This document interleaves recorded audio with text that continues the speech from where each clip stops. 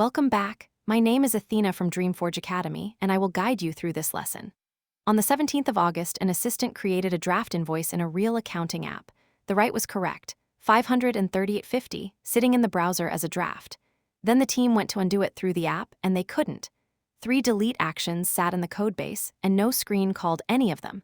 A bad read shows a wrong number, and you refresh. A write lands in a row and stays. By the end of this lesson, you'll have a write guard that can't redirect, idempotency the agent can read, and an exclusion list a test enforces. Your app already has a function that decides whether this person is allowed to write. In a Next.js app, it reads a cookie and redirects when the answer is no. On the bearer path, that function is unusable. There are no cookies in an MCP request, and a redirect is thrown, so the assistant gets a 500 instead of a refusal it can explain. Build a twin instead. 13 lines. It looks the user up by id and throws a plain, unauthenticated error if the row is gone.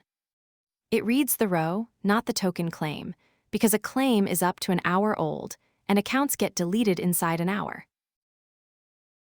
Here's the shape every write follows. The user id comes from the verified token, never from a tool argument. The guard rereads that account from the database on this call. The tool addresses the row by course slug and lesson slug rather than an internal id, so there's nothing useful to guess. If the row is missing, or it belongs to someone else, both throw the same sentence, not found or not yours. 2 answers you can tell apart. Let an attacker walk through ids and map your customer base. Then the response says what changed, or that nothing changed, and there's no point retrying. 4 categories are worth excluding almost everywhere.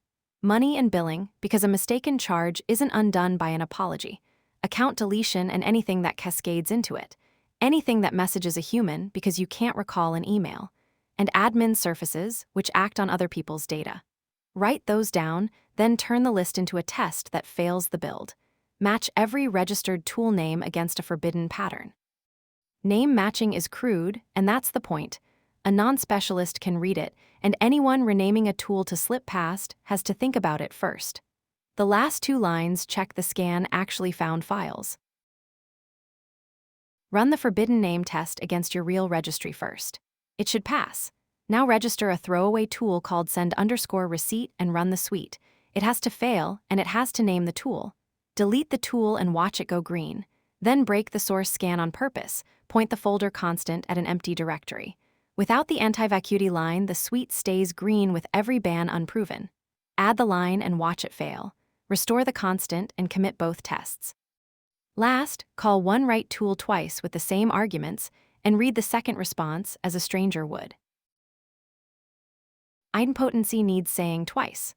Once in the description before the call, once in the response after it, with the machine-readable hint set as well.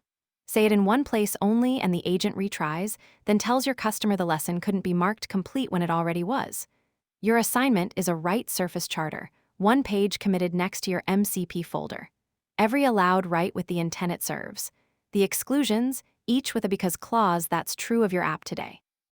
A link to the test that enforces them, and how a person undoes each write in your interface. Thank you for watching. Follow along using the course material and complete the lesson assignment. I will see you in the next lesson.